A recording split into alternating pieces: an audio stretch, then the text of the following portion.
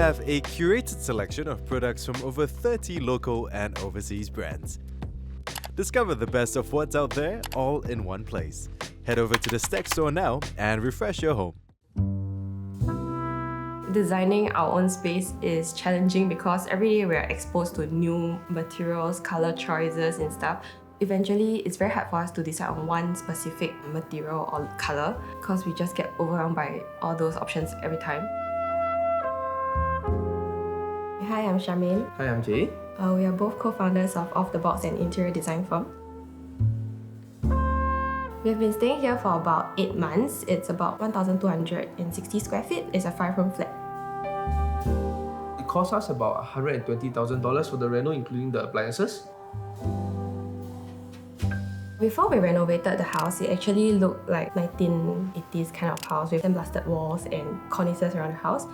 We bought it because we wanted a place to overhaul everything, and we feel that there's a lot of potential to play with the layout. HDB resale ceiling height is actually just about 2.6 meters, so we decide the use of a darker color to elevate the height more.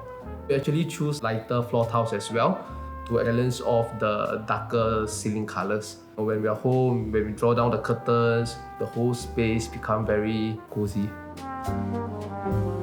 Upon entering, there's a settee down there as we have friends and families coming over often. So that can act like a space for them to place their bags as well as for our grandparents to actually sit there and wear their shoes. The most prominent thing you'll see would be the 2 marble slabs, followed by the wallpaper at the ceiling as well. We chose a dark floral print wallpaper to accentuate the ceiling a bit more to make it look higher as well. Since we're out working most of the time, we decide to cut down half the size of the existing space in the kitchen to cater more to our needs. Apart from that, we also have a built-in peninsula adjoining towards the kitchen as well. This serves as common space in the kitchen for us. If you happen to cook, someone can actually be sitting down there, talking, accompanying the other person while they're cooking. The storage by the entrance, that's actually used to conceal some pipings because the original kitchen layout was over there. Originally, when we got the house, there were 3 rooms along this stretch, so we decided to push back the rooms. That's why you will see this lower ceiling at this area, and we decided to conceal it with a curved false ceiling so that it doesn't look so prominent. One of the key considerations that we have for the living area was actually to make it larger and more spacious, because we love hanging out in the living area when we are back from work. We see it as a place for relaxation, and then when we have friends and guests coming over, it's like a nice communal space for everyone to hang out. Sofa right smack in the middle of the living area, as well as the dining table tucked away at the corner behind the tiled feature wall. Everyone can be engaged in conversations at the same time.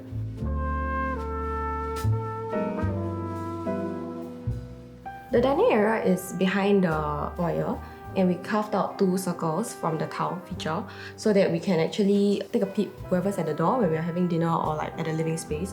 It has more wind flow and light flowing through at night as well. We also did a magazine rack at the back of the sofa, as previously there's a column right smack in the middle, and we relocated the original common bathroom entrance. For the common toilet, we chose more Royal Resort vibe for our guests to use because we don't do much wet wash in the bathroom, and we wanted our guests to feel more at ease when they walk into the bathroom. One unique feature about the pantry is actually the use of a one-way mirror that we have. This one-way mirror acts as a mirror at night when we are in the living area, so it doubles up the space. Behind this one-way mirror, actually where our study table is.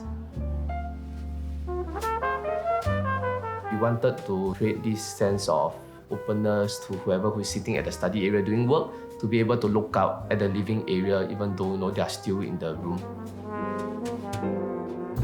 For the master bathroom, there is actually a lot of pipes, so we actually did a box up to cover up the pipes down there. We actually chose large format tiles for the bathroom to prevent groutings, as grouting changes colour over time. We also use vintage checkered tiles to create an illusion of a separation of space so that we know that working area has a different vibe compared to the sleeping or resting area. We have a semi-arc door, which is actually made of a mouse steel as well as fluted glass, so it actually gives a bit of privacy in the room as well as letting some light in as well. For the bedroom, we opted for the same maroon red cabinet as the kitchen to have some consistency in the house. We also make use of cove lightings behind our bed head so that at night when we are using our phones or when we are reading, the light isn't as harsh as compared to the lights used on the ceiling. In terms of the colors for the curtains in the bedroom, we also chose a maroon color to match with the living area as well. We think that having a pop of color in the curtains actually bring out the vibe that we prefer. Designing our own space is challenging because every day we are exposed to new materials, color choices and stuff. Eventually, it's very hard for us to decide on one specific material or color because we just get overwhelmed by all those options every time. But generally, we are pretty happy with the space and layout that we've planned overall as it suits our lifestyle and our needs. I think if you have to go through everything again, we actually keep it the same.